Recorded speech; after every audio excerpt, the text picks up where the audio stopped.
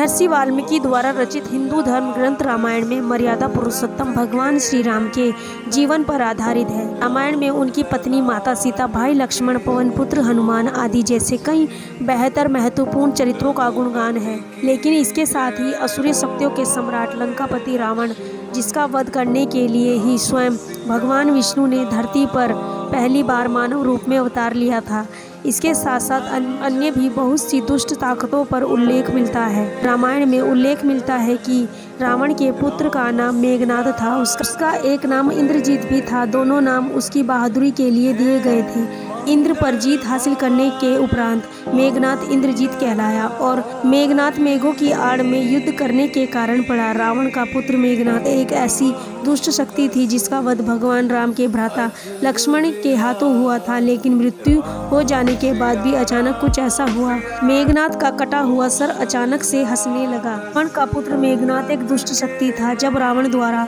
मेघनाद को श्री राम और लक्ष्मण को मारने भेजा तो युद्ध के दौरान उसके वहां सारे प्रयत्न विफल रहे और इसी युद्ध में लक्ष्मण जी ने अपने घातक बाणों से मेघनाद का धड़ उसके सिर से अलग कर मार गिराया। उसका सिर श्री राम के आगे रखा गया। उसे वानर और रीछ देखने लगे। तब श्री राम ने कहा, इसके सिर को संभाल कर रखो। दरअसल श्री राम मेघनाद की मृत्यु की सूचना मेघनाद की पत्नी सुलोचना को देना चाहते थे। उन्होंने मेघनाद की एक भुजा को बाण के द्वारा मेघनाद के महल में पहुंचा दिया था। वह भुजा जब मेघनाद की पत्नी सुलोचना ने देखी तो उसे विश्वास नहीं हुआ था कि उसके पति की मृत्यु हो चुकी है। उसने भुजा से कहा, अगर तुम वास्तव में मेरे स्वामी की भुजा हो तो मेरी दुविधाओं को लिखकर दूर करो। सुलोचना के इतना कहते ही भुजा हरकत करने लगी। तब एक सेविका ने उस भुजा के हाथ में खड़िया लगाकर रख दी। उस कटे हुए हाथ ने आंगन में लक्ष्मण जी की प्रशंसा के शब्द लिख दिए। अब सुलोचना को विश्वास हो गया था कि युद्ध में उसका पति मर गया है। सुलोचना इस समाचार को सुनकर रोने लगी। फिर वह रथ में बैठकर रावण से मिलने चल पड़ी। रावण को सुलोचना ने मेघनाद का कटा हुआ हाथ दिखाकर अपने पति का शीश मांगा। सुलोचना रावण से बोली कि अब मैं एक पल भी जीवित नहीं रहना चाहती हूँ, मैं अपने पति के साथ ही सती होना चाहती हूँ।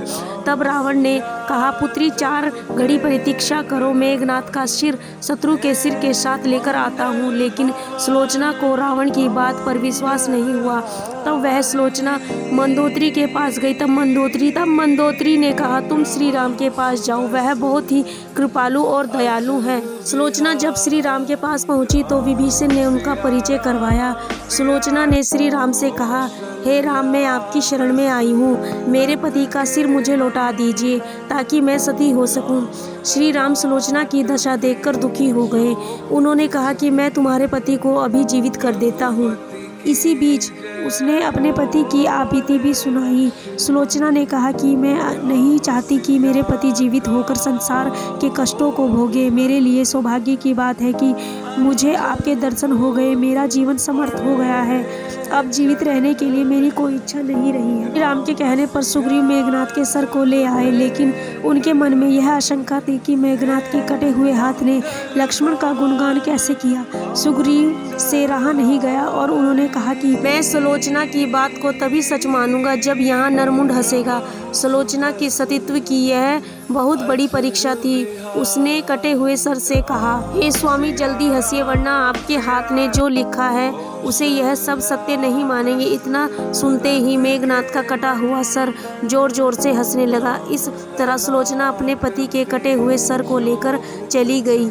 तो दोस्तों, आप लोगों को यह श्री राम की अद्भुत कथा कैसी लगी प्लीज़ कमेंट करके ज़रूर बताएं। और आप लोग अगर हमारे चैनल पे न्यू हैं तो हमारे चैनल को लाइक करें, शेयर करें, कमेंट करें, सब्सक्राइब करें और हमें सपोर्ट करते रहें। सभी का दिल से धन्यवाद। महादेव आप सभी के कष्ट दूर करें। हर हर महादेव। जय श्री राम। Thank you.